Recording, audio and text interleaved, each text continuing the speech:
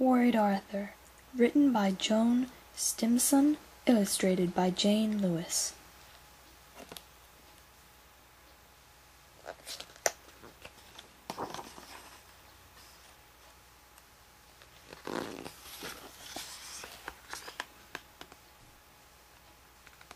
Arthur was a penguin and a warrior.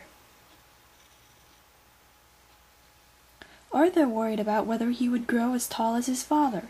He worried because his hair stood on end. And now of all things, Arthur was worried about Christmas. One day Arthur came home from school.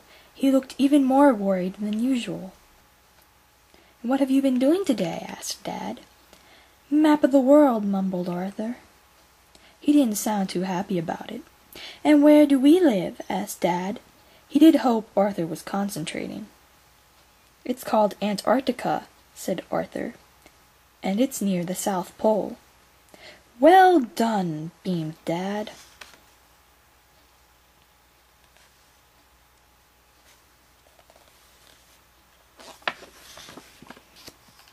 That night Arthur padded across the landing. He climbed onto Dad's bed and tugged at his pajamas.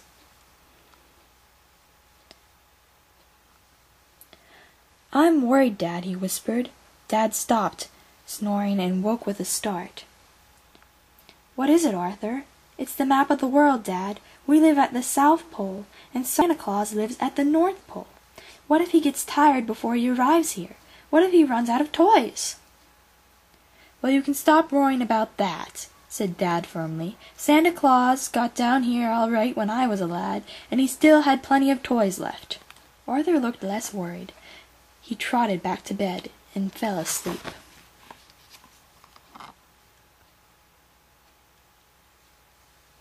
On the last day of term, Arthur brought home his school report. He hovered nervously while Dad read all about him. "Well done, Arthur. You worked hard all term, and although your writing is rather illegible, it's nothing to worry about." That night Arthur kept his light on late.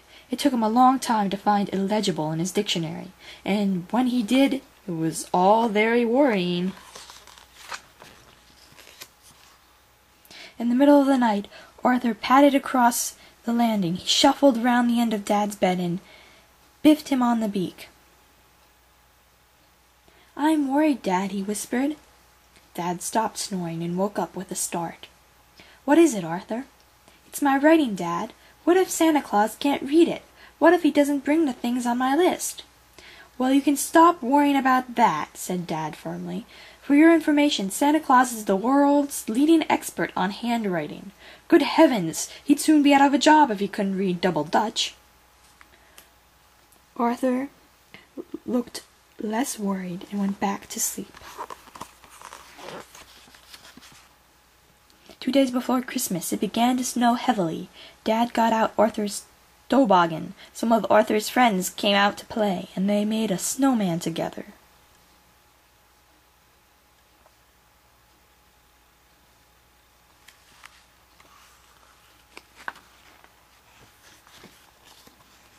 Arthur was tired when he went to bed, but he still woke up worrying. Just after midnight, Arthur padded across the landing. He opened Dad's curtains. "I'm worried, Dad," he whispered.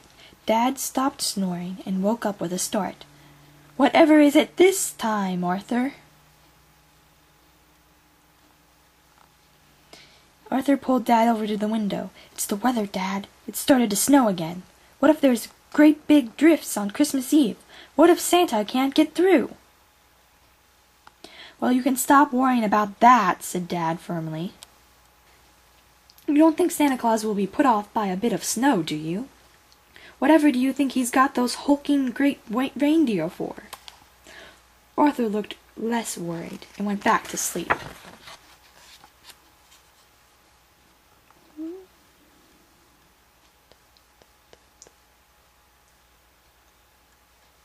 On Christmas Eve, Dad and Arthur decorated their tree. They put their presents underneath, and Arthur wrote his labels very clearly.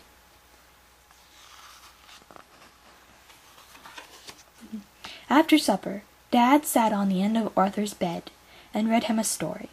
It was Arthur's favorite, but he still looked worried. "Now look here, son. I could use a good night's sleep, so if there's anything worrying you, you'd better get it off your chest." "It's my room," whispered Arthur. "What if Santa Claus comes into my room and sees all my books and toys? What if he thinks I don't deserve any more?" "Well, you can stop worrying about that," said Dad firmly. "If Santa Claus only brought presents to deserving children, he would only need to work part-time. But if it makes you feel any better, we can leave him a note."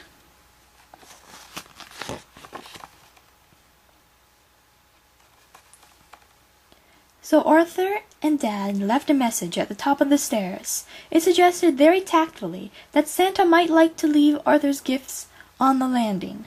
As soon as they'd written the note, Arthur looked less worried.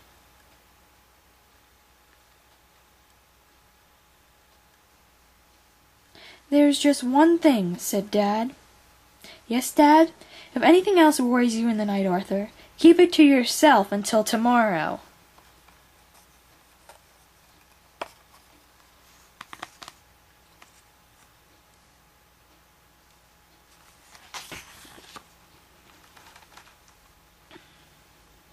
But that night Arthur and Dad both slept like logs.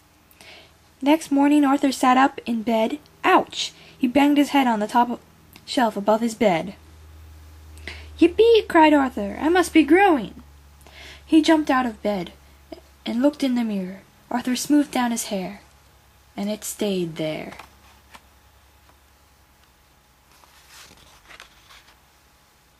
Then he looked out on the landing, and sure enough, there was a stocking filled with everything Arthur had asked for.